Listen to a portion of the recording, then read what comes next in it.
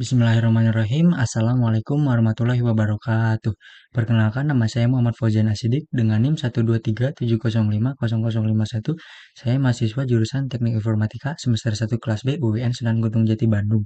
Jadi di video ini saya akan mendemonstrasikan pembuatan aplikasi saya yang telah saya buat, yaitu aplikasi bernama Jahitku untuk pada platform mobile. Oke, di sini yang langsung aja kita bahas untuk yang pertama. Dari aplikasi ini tuh saya berlatar belakang seperti ini nih. Untuk latar belakangnya bisa dilihat ini nih. Aplikasi Jahitku merupakan aplikasi mobile yang dibuat dari ide yang muncul dari inspirasi saya pribadi. Nah, saya dimotivasi oleh pengalaman keluarga atau lebih tepatnya ibu saya yang terlibat dalam usaha jasa jahit. Nah, di latar belakang saya membuat aplikasi ini atau aplikasi Jahitku ini terinspirasi dari keluarga saya, yang ada di keluarga saya, yaitu ibu saya yang terlibat dalam usaha jasa jahit. Nah, ibu saya itu saat ini sampai dari beberapa tahun yang kemarin gitu sampai saat ini masih melakukan usaha jasa jahit gitu. Nah, sehingga saya memunculkan ide untuk membuat aplikasinya nih bernama Jahitku. Lanjut, semakin berkembangnya era digital, penggunaan teknologi telah menjadi semakin penting dalam berbagai aspek kehidupan, termasuk dalam menjalankan bisnis yang bisa dibilang bisnis kecil seperti usaha jasa jahit. Seperti yang kita tahu, sekarang era digital sudah berkembang dengan pesat ya, jadi penggunaan teknologi ini tuh semakin penting gitu digunakan di aspek kehidupan kita, salah satunya di usaha jasa jahit ini. Selanjutnya, penjahit merupakan unit usaha kecil menengah yang perlu diketahui untuk ditingkatkan produktivitasnya nih. Usaha kecil dan usaha kecil dan menengah atau UKM merupakan sektor usaha yang memiliki peran penting dalam pertumbuhan ekonomi di Indonesia. Salah satu usaha kecil dan menengah adalah industri penjahit nih. Seperti yang kita tahu, industri penjahit ini tuh termasuk ke dalam salah satu dari UMKM mungkin ya, atau UKM. Berdasarkan data yang diambil dari BPS atau Badan Pusat Statistik, banyaknya pekerja usaha mikro kecil atau UMK menurut wilayah dan lapangan usaha Indonesia. Untuk jasa lainnya sekitar 2.300.000 lebih dari jumlah pekerja UMK. Jumlah totalnya sekitar 59 juta lebih di Indonesia. Ini untuk data dari BPS-nya. Bisa dilihat untuk jasa lainnya. Nah, maksudnya tuh jasa karena di oke lah, langsung kita lihat aja di BPS-nya, nanti dijelaskan di situnya. Kita buka untuk data Badan Pusat Statistiknya. Nah, ini dari Badan Pusat Statistiknya, ini halamannya, halaman utama. Nah, saya pernah menggunakannya ini nih, yang versi lama. Jadi saya nyarinya di yang versi lama. Ini nih, bukan versi lamanya, tapi maksudnya tampilannya. Kalau tampilan barunya kan seperti ini. Ini yang tampilan versi lamanya. Dan masih bisa diakses. Nah, langsung aja kita cari di ini nih, di sensus ekonomi. Scroll aja di BPS App, sensus ekonomi ini. Nah, lalu di ini ada jumlah usaha atau perusahaan. Nah, selanjutnya ini nih yang ada jumlah tenaga kerja. Nah, bisa dilihat jumlah tenaga kerja UMK ini totalnya ada sekitar 59.266.885 orang. Ini total dari tenaga kerja yang ada di Indonesia nih. Kalau mau misalkan lihatnya penjahit, ini kita buka tabel UMK atau UMB. Kita buka yang UMK-nya nih. Banyak pekerja UMK.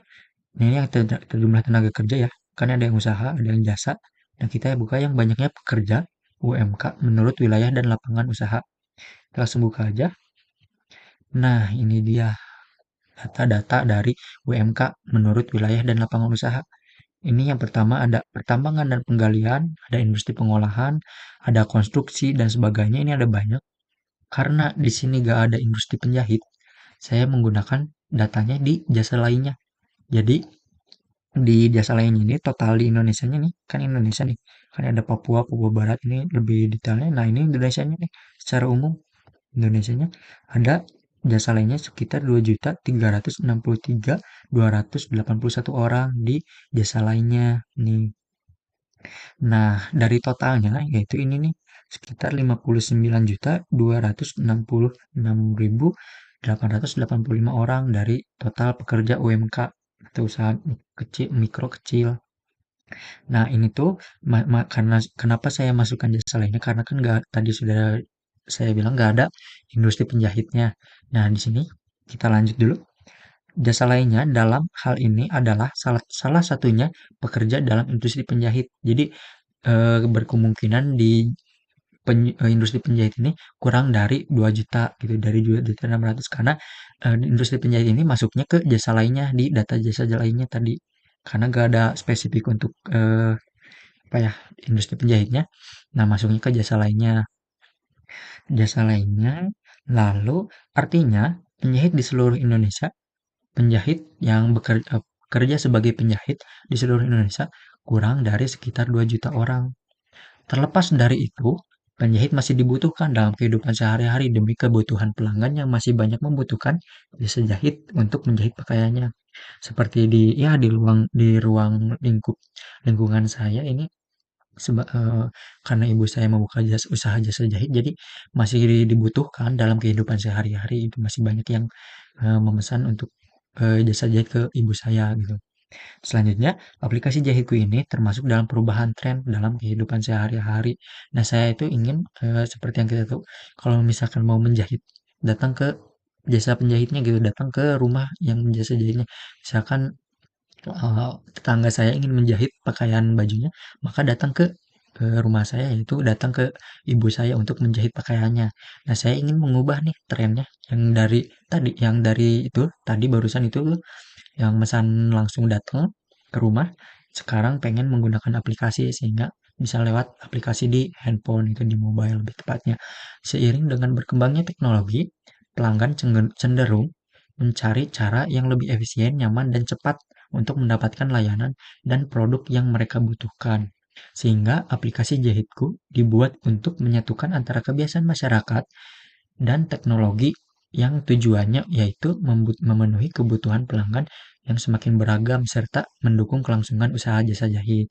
Jadi tujuan dari buatkannya aplikasi ini tuh bisa menyatukan antara kebiasaan masyarakat yaitu ya biasanya kan kalau mau menjahit datang ke penjahitnya dan teknologi ini disatukan gitu. Teknologi menggunakan mobile sehingga kebutuhan pelanggan bisa lebih cepat dan efisien menggunakan aplikasi dan mendukung kelangsungan jasa jahit juga gitu.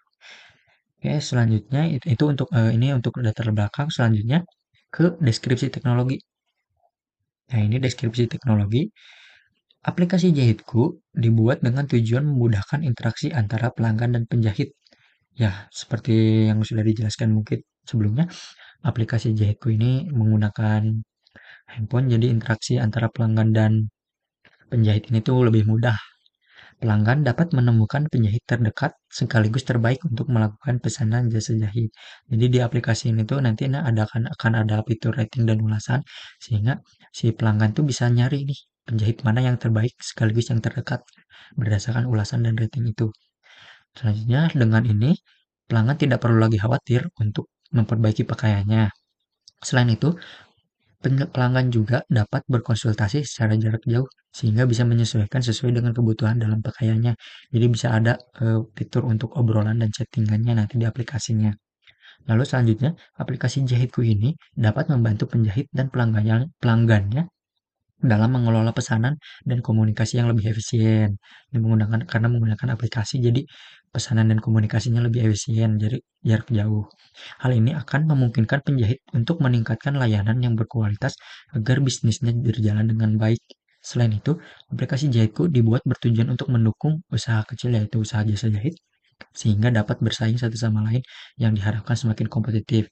Seperti yang kita tahu sudah banyak kan aplikasi yang kalau misalkan order pesanan udah ada nih aplikasinya.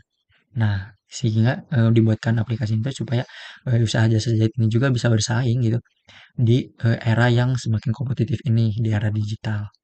Selanjutnya, dengan adanya ulasan dari pelanggan melalui aplikasi, penjahit dapat memperbaiki kualitas layanan mereka dan memenuhi harapan pelanggan dengan lebih baik. Karena adanya ulasan sehingga si penjahit bisa memperbaiki lah kualitasnya. Oh, apa nih yang kurang gitu dari berdasarkan ulasan dari pelanggannya.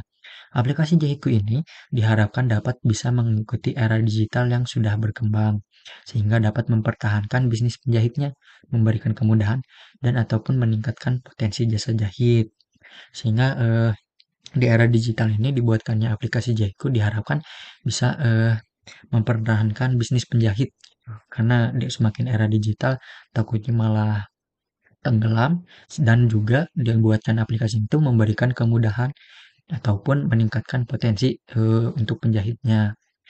Mungkin ini untuk eh, bagian demonstrasi videonya, yang mana latar belakang dan deskripsi untuk aplikasi jahitku ini. Selanjutnya kita ke mungkin ini ya, mesin komputasi dan sistem operasi berjalan di aplikasi ini tuh. Nah, untuk mesin komputasi sendiri saya menggunakan laptop saya atau PC lah, kita sebut sebagai personal computer dengan ini ya, laptop. Nah, saya menggunakan laptop untuk membuat dan memprogram aplikasi ini, segala macam merancang dan sebagainya. Lalu sistem operasinya saya menggunakan ya, dari laptop ini saya menggunakan Windows gitu. Untuk ininya mungkin bisa dilihat di sini untuk teknologi, library dan framework untuk aplikasi ini bisa dilihat. Nah, ini yang teknologi, library dan framework. Nah, di sini saya menggunakan teknologinya, yang pertama bahasa pemrograman JavaScript, yang kedua React Native, lalu Android Studio, dan text editornya menggunakan Visual Studio Code. Library-nya ini ada React Native Stack, Bottom Tabs, dan framework-nya React Native. Lalu yang selanjutnya mungkin kita ke ini. Ya, yang selanjutnya mungkin kita coba ke ini ya, algoritma dari aplikasi ini gitu. Kita coba buka dulu algoritmanya.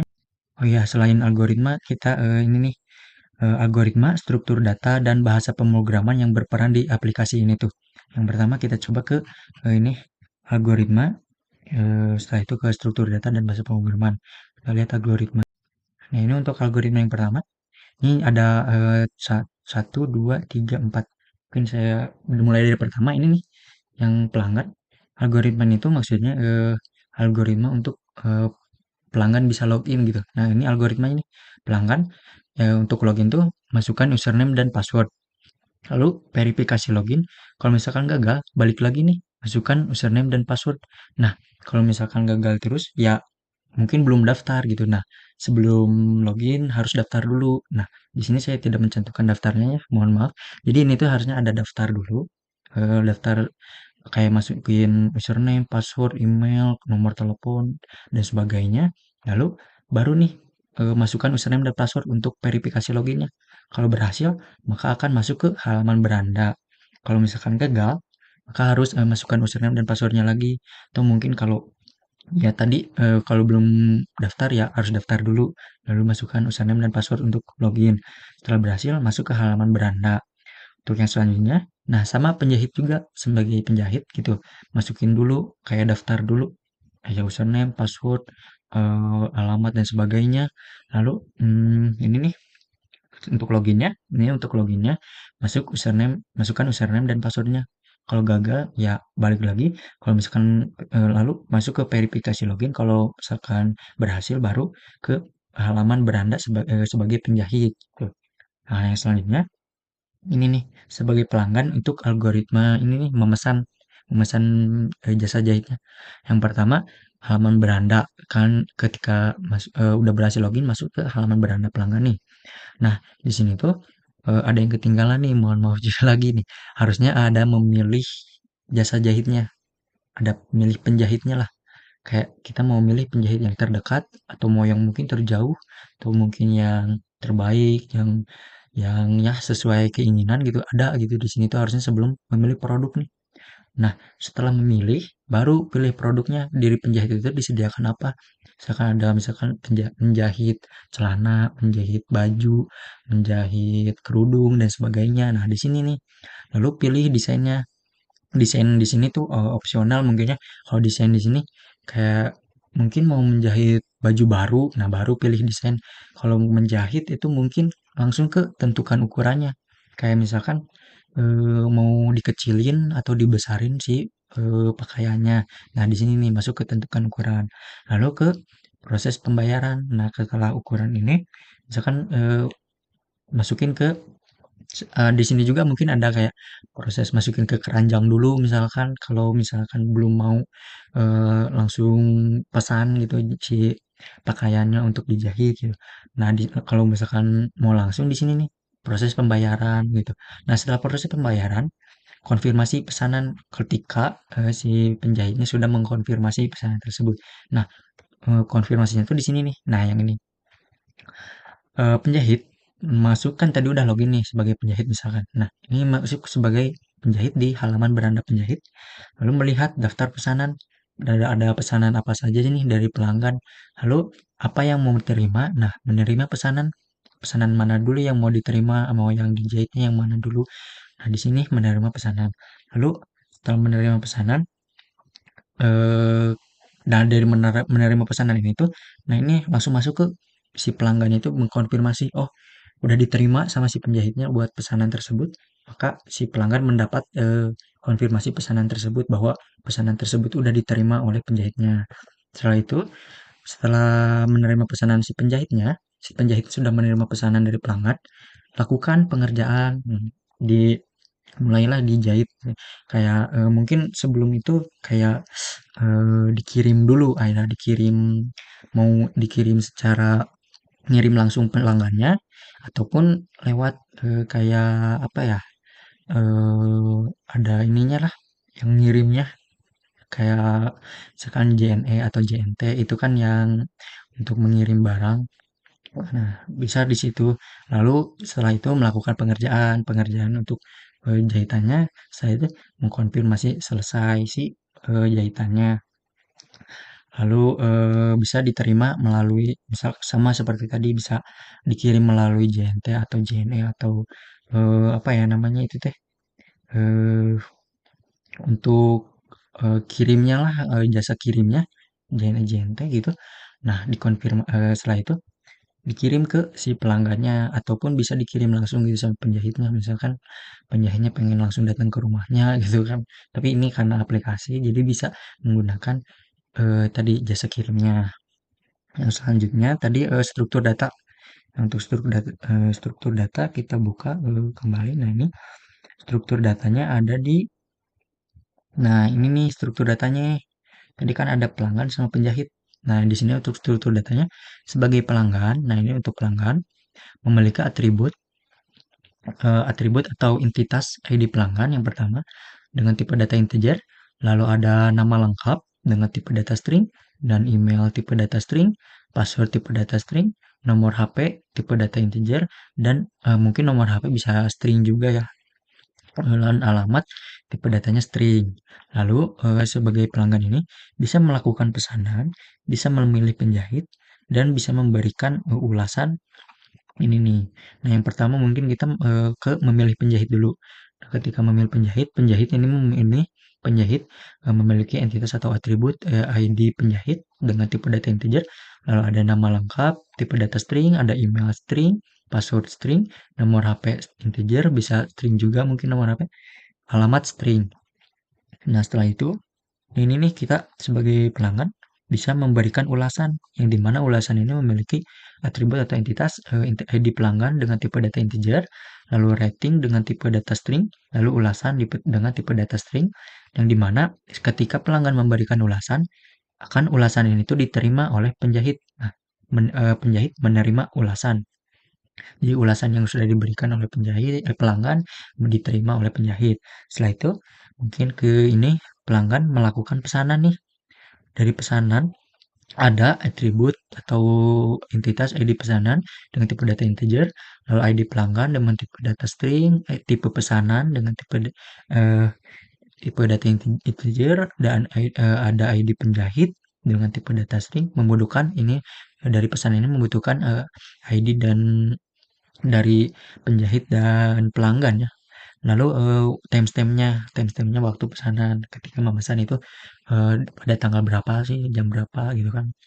Lalu pesanan itu diterima oleh penjahit. Nah, dari pesanan itu mengandung kategori pakaian. Ada ID pesanan dan kategori pakaian itu kayak misalkan kerudung atau baju, celana, jaket, apa gitu. Nah, ini nih di kategori pakaian dan atribut atau entitas kategori dengan tipe data string. Lalu hanya membutuhkan ID dari pesanan. Lalu ini dari kategori itu tuh mengandung ukuran pakaian yang dimana membutuhkan ID pesanan, string, lalu kategori dengan tipe data string, dan ukuran. Nah, ukurannya itu misalkan kan mau dikecilin atau dibesarin. Nah, kita membutuhkan ini. Ini untuk struktur data. Mungkin selanjutnya bahasa pemrograman. Nah, ini ya, bahasa pemrograman, bahasa pemrograman yang berperan dalam aplikasi ini. Nah, di sini ya balik lagi ke teknologi, library dan framework. Saya di sini menggunakan bahasa pemrograman JavaScript nih, yang dimana menggunakan framework React Native. Nah, setelah itu di sini saya menggunakan React Native CLI Quick Start nih. Nah, ini tuh maksudnya kan di React Native tuh ada dua nih. Nah, saya udah membuka ini React Native untuk websitenya.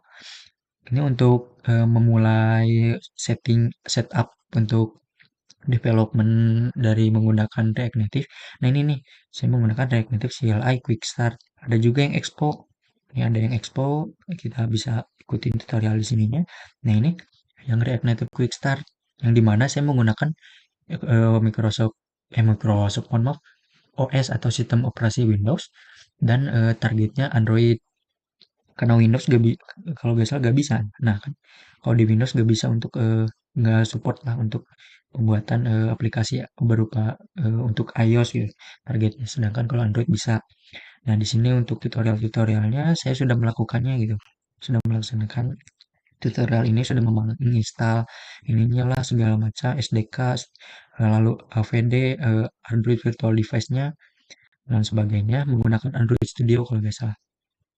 Di sini nih. Nah, Android Studio ini nih. Android Studio ini untuk APD Manager-nya atau tadi Android Virtual Device Manager untuk testing ininya lah programnya. Kan kalau misalkan ngoding itu ada terminal dimuncul di terminal, misalkan ngoding menggunakan bahasa Java memunculkan hello world. Nah, muncul hello world di terminal. Sedangkan kalau ini saya menggunakannya ini nih, misalkan mau ngoding untuk tampilan login. Nah, nanti munculnya tuh di AVD Manager menggunakan Android Studio. Selain itu, saya juga menggunakan ini menggunakan handphone gitu. Saya menggunakan handphone untuk memunculkannya dengan cara ya disambungin menggunakan apa ya itu namanya developer di handphone saya ini eh, untuk debug USB debugnya diizinkan gitu sehingga bisa dijalankan. Nanti kita cobalah. Lalu ini ada text editor. Text editornya saya menggunakan VS Code. Nah, untuk codingan-codingannya saya ini ngedit ininya code-codenya di Visual Studio Code. Lalu library-nya saya menggunakan React Native tentu saja. Lalu React Native stack ini untuk menampilkan halaman-halaman gitu, misalkan halaman login, halaman daftar, halaman beranda tadi gitu, halaman utamanya. Ini menggunakan native stack. Sedangkan untuk bottom tabs-nya di halaman ininya, di halaman utama kan ada tuh di bagian bawahnya ada profil. Nah, ini mungkin dilihat di sini nih. Nah, ini ada beranda, pesanan, obrolan, profile. Nah, itu tuh menggunakan bottom tabs ini. Library dari React-nya bottom tabs ini. Oke, itu untuk yang algoritma struktur data dan bahasa pemrograman. Yang selanjutnya, ini nih metode pengembangan perangkat lunak atau SDLC-nya atau Software Development Life Cycle. Software Development Life Cycle-nya saya akan membuka saya sudah ini buka di ini nih buat buat ininya. Nah, ini ya. Ini SDLC-nya. Software Development Life Cycle. Yang pertama ini dari analisis, lalu desain, development, testing, deploy, dan maintenance. Yang pertama analisis. Nah, analisis ini termasuk ada tiga lah. Misalkan yang pertama itu branding, yang kedua user story, yang Tiga itu struktur data. Kalau struktur data mungkin udah dijelasin tadi ya. Nah, mungkin kita ke eh, branding dulu. Nah, ini nih branding nih. Pertama, mereknya itu bernama Jahitku. Untuk aplikasinya kan bernama Jahitku. Tagline-nya, kostum pakaian dan jelajahi penjahit lokal terbaik. Sih. Itu untuk tagline dari aplikasi ini. Lalu ada kampanyenya, campaign. Aplikasi yang penggunanya dapat memilih penjahit terbaik, terdekat, serta mempromosikan jasa jahitnya. Jadi, sebagai pengguna bisa memilih penjahit terbaik dan terdekat, sebagai penjahit bisa mempromosikan jasa jahitnya. Itu untuk kampanyenya. Lalu selanjutnya, target user usianya untuk yang 12 tahun ke atas. Lalu targetnya seseorang yang membutuhkan jasa jahit, yaitu sebagai pelanggan, membutuhkan jasa jahit. Seseorang yang mempromosikan jasa jahitnya, yaitu sebagai penjahit. Lalu seseorang yang senang menjelajahi pakaian kostum. Misalkan kayak mau menjelajahi aja gitu, jasa jahit, pakaian-pakaian apa yang ada di aplikasi ini gitu. Lalu seseorang yang ingin transaksi antara pelanggan dan penjahit secara adil dan aman. Karena seperti yang kita tahu, eh, transaksinya menggunakan misalkan ada e-wallet atau transfer dan sebagainya. Ini bisa lebih aman. Lalu ada user experience tema tema dari aplikasi ini tuh yang pertama tenang, yang kedua segar, yang ketiga netral. Nah, netral ini tuh maksudnya kayak bisa inilah cocok untuk pria dan wanita lah seperti itu. Lalu untuk warnanya, palet dari warna krem, lavender, dan abu-abu tua atau kecoklatan. Nah, untuk inspirasinya dari aplikasi saya itu, ini nih inspirasinya. Nah, ini paletnya ada ini, ada warna ini krem, lavender, coklat, kecoklatan, abu tua juga nih. Nah, ini untuk inspirasinya dari model ini ya, mereka-mereka. Ini untuk brandingnya, lalu ada user story nih. User story-nya ada sebagai pengguna, saya ingin bisa melakukan daftar akun. Nah, seperti tadi bisa daftar akun, lalu bisa login sebagai pengguna. Sebagai pelanggan juga bisa mengecek saldo sehingga memudahkan ketika ingin melakukan pesanan. Lalu mengisi saldo sehingga bisa membayar pesanan, lalu menjelajahi jasa jahit ya, sehingga bisa memilih jasa jahit. Dan ini ada banyak ya sampai memilih kategori, mengunggah ukuran pakaian, pesanan mirip-mirip dengan tadi yang sudah dijelaskan dalam algoritma.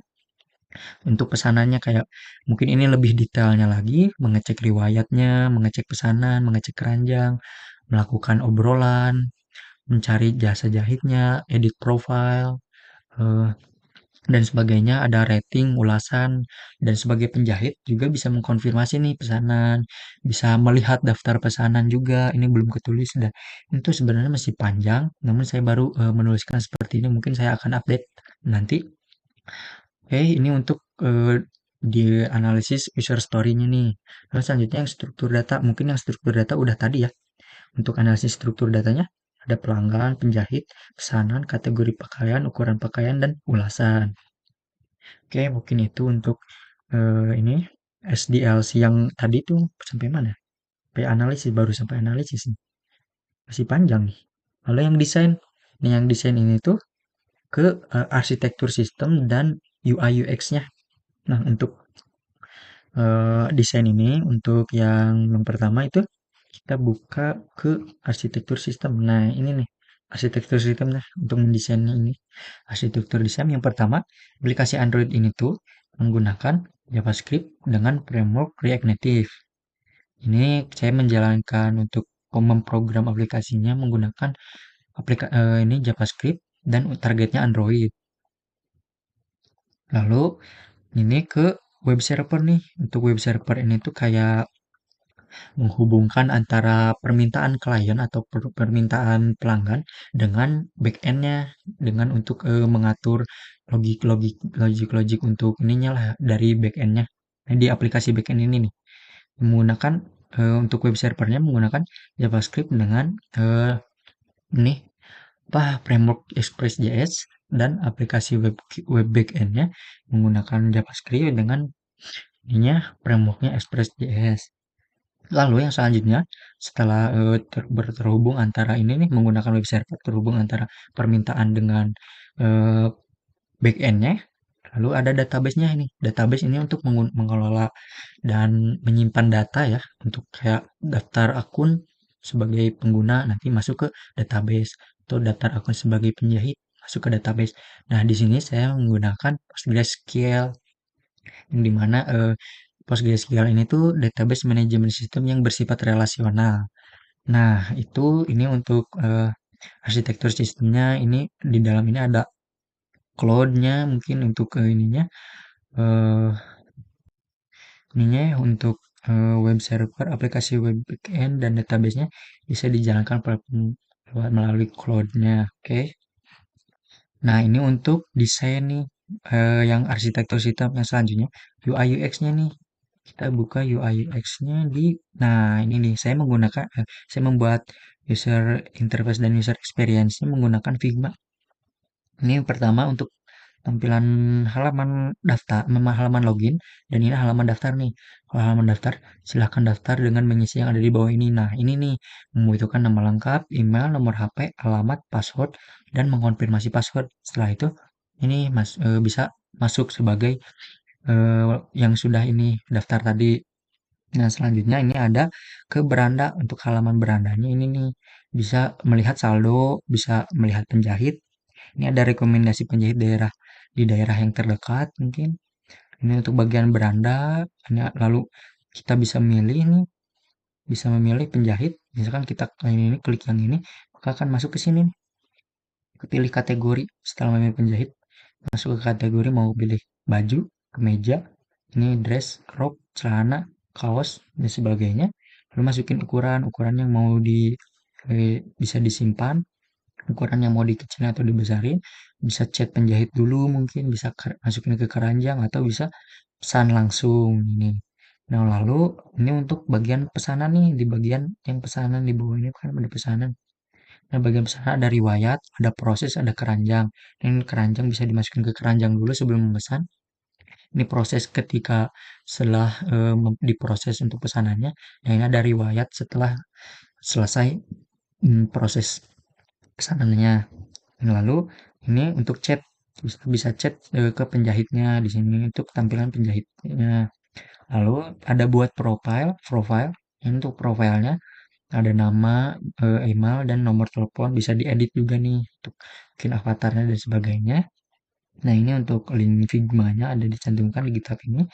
Itu untuk ini untuk UI UX-nya, untuk desainnya. Selanjutnya tadi ke development nih. Nah, di development itu kayak mulai mengembangkan ininya ya, aplikasinya menggunakan Visual Studio Code. Langsung aja kita coba kali ya. Kita coba sedikit gitu kan, tipis-tipis kita coba.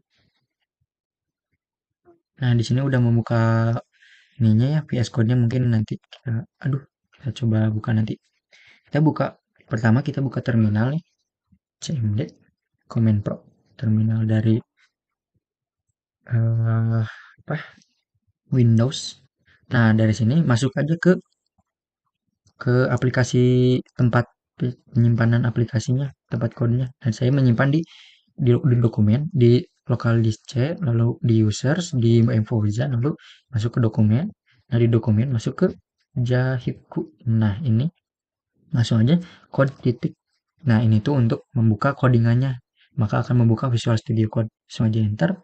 Nah, ini nih baru masuk ke aplikasi untuk ininya codingan untuk pembuatan aplikasinya. Nah, saya membuatnya di app.js nih. Oke, ini sudah membuka app JS-nya. Nah, ini udah dicantumin komen-komennya juga untuk menjelaskan ini ya. Import React untuk apa? Yaitu untuk membuat ini ya, komponen React-nya membuat ini use effect. Lalu import navigation container untuk mengolah navigasi. Ada create native stack navigator ini ya. Ini menggunakan bahasa pemrograman JavaScript dengan framework React Native nih. Ini ada mengimport gambar, import icon dari internal ya. Ini disimpan si gambarnya disimpan di aset, di icon nih. Kan aset icon, lalu ini masuk ke gambarnya, panggil gitu. Untuk nantinya bisa diterapkan di codingan ini. Nah, Ini ada halaman utama, halaman app. Nah, ini untuk tadi menggunakan library stack ya. Ini untuk navigation-nya menampilkan splash, masuk, daftar, dan halaman utamanya nih. Lalu untuk halaman utama, nah halaman utama ini di sini untuk ininya menampilkan halaman utamanya dari kode ini nih ada yang pertama ini saya menggunakan tab juga bottom tab ini const tab sama dengan create bottom tab navigator. Lalu di sini panggil tab navigatornya ini untuk stylenya dan ini untuk menampilkan tab di bawahnya ada beranda, ada pesanan, ada obrolan, dan ada profile. Oke, ini untuk kodenya. Ini ada bagian ininya ke bawahnya juga. Ini ada panjang. Mungkin bisa dicek nanti saya masukin ke GitHub-nya. Nah, ini langsung kita coba aja nih ke ininya nih ke tampilan handphonenya. Kalau sebelumnya saya pernah menggunakan AVD Manager di Android Studio, namun sekarang saat ini saya menggunakan handphone saja. Sini saya mengaktifkan debugnya. Kita coba aja ADB devices. Oke, ini ya udah ada ya. Nah, device ini udah artinya udah terhubung. Langsung aja kita npx react native run Android. Oke, kita enter aja, kita sambil lihat di sini ya. Nah, ini kita oke udah aktif, kita coba ini ya. Semoga terlihat.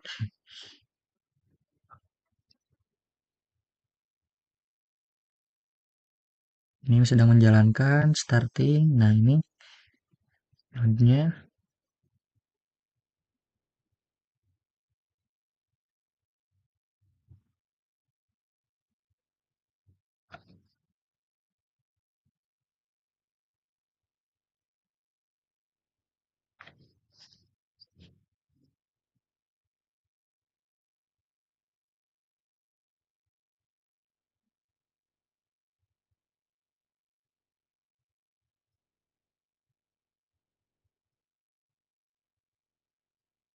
Mungkin agak lama ya, saya skip aja di sini ya.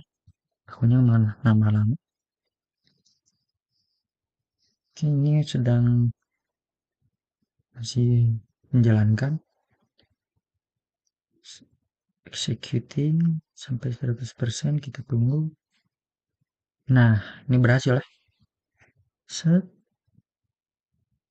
Ini semoga kelihatan di layarnya. Oke, ini ada tampilan splash-nya. Nah, baru masuk ke tampilan untuk login. Di sini bisa, duh, ini daftar, bagian daftar. Klik aja di bagian atas ini daftar. Nah, kita bisa daftar. Kita bisa masuk nih. Misalkan kita masuk dulu, oke. Emailnya masukin, passwordnya masukin. Nah, ini nih baru masuk ke tampilan berandanya. Ada beranda. Ini untuk ada saldonya, ada isi saldo sebagainya. Kemudian ada pesanan, ada riwayat, proses, keranjang, dan ada bagian obrolan dan profilnya. Ini untuk percobaan untuk developmentnya, mengembangkannya. Kita kembali lagi ke sini ya, ke development. Setelah development, nah ini nih ada bagian testing. Testing ini tuh sebagai untuk mentesting apakah ada bug atau enggak dari aplikasi ini sebelum di deploy.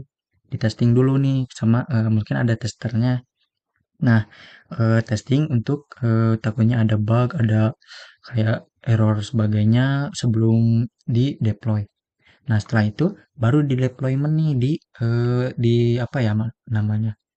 Diperkenalkan lah disebarkan gitu ke halayak masyarakat untuk menggunakan aplikasi ini di deployment. Nah, selanjutnya setelah di deploy baru di maintenance nih. Takutnya ada fitur tambahan atau eh, kayak memperbaiki bug juga mungkin. Nah, kalau ada tapi kan di testing harusnya udah sih bugnya dan sebagainya. Dan di maintenance kalau di maintenance itu kayak nambahin fitur, nambahin sesuatu di aplikasi ini. Oke, ini untuk SDLC-nya. Selanjutnya, untuk selanjutnya ini untuk SDLC. Nah, Yang selanjutnya bagaimana mungkin ini. Nah, ini ya, bagaimana database atau sistem basis data berperan dalam produk informasi. Nah, untuk database ini yang digunakan kan tadi menggunakan PostgreSQL nih. Nah, ini nah, PostgreSQL nih, database-nya menggunakan PostgreSQL. Nah, berperannya itu untuk ini nih, menyimpan data atau mengelola data si pelanggan, data penjahit, data pesanan, ini ada ID-nya, ID pesanan yang dimana nanti tiap tiap setiap ini tuh membutuhkan ID-nya, ID pelanggan yang dimana untuk sebagai penguniknya ya. Misalkan pelanggan pertama dengan pelanggan kedua kan nggak mungkin mempunyai ID yang sama sehingga ada penguniknya. Nah, ini nih kita membutuhkan ini ID pelanggannya yang dimana nantinya akan disimpan di database nanti PostgreSQL di situnya. Nama lengkapnya juga, emailnya, passwordnya, nomor HP-nya, alamatnya. Nah, nanti akan disimpan di PostgreSQL. Selanjutnya penjahit, penjahit pun sama harus memiliki uniknya ID-nya. Gak mungkin sama dengan penjahit atau pelanggan yang lainnya gitu. Nama lengkap disimpan juga di database, email, password, nomor HP, alamat. Lalu pesanan nih, pesanan juga mempunyai ID-nya. Misalkan eh, ID si pelanggan A, pesanan si A mempunyai ID apa dan pelanggan si B mempunyai ID apa. Nah, ID-nya itu harus berbeda. Ini sebagai penguniknya untuk disimpan di nantinya di database. Lalu ada ID pelanggan dan di pesanan membutuhkan ID pelanggannya dan ID penjahitnya. Takutnya kan eh, kalau misalkan gak ada ID malah eh, si pelanggan gak mesen tapi tiba-tiba dipesenin gitu. Nah, sebagai ID karena udah tadi pengunitnya sehingga si pelanggan A mempunyai pesanan yang ini gitu. Si pelanggan B mempunyai pesanan yang itu gitu. Jadi eh, nggak sama semua lah. Misalkan kalau kalau misalkan nggak ada ya nantinya malah jadi nggak jalan gitu. Malah jadi pesan gitu tiba-tiba pesan. Mungkin garis besar seperti itu. Lalu ada timestamp. Ini ada waktunya disimpan juga di database. Ada ID penjahit, maaf. ID penjahit, tipe pesanan disimpan di database nih. Ada ulasannya juga untuk ratingnya dan ulasannya. Lalu untuk kategori pakaiannya juga nih kategorinya disimpan juga nih di database.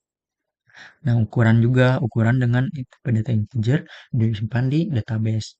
Itulah peran untuk database di aplikasi ini nih menggunakan PostgreSQL. Mungkin cukup sekian yang bisa saya sampaikan untuk pembuatan aplikasi yang saya demonstrasikan ini, pembuatan aplikasi jahitku untuk mobile gitu. Dengan menggunakan bahasa pemrograman JavaScript dengan frameworknya React Native.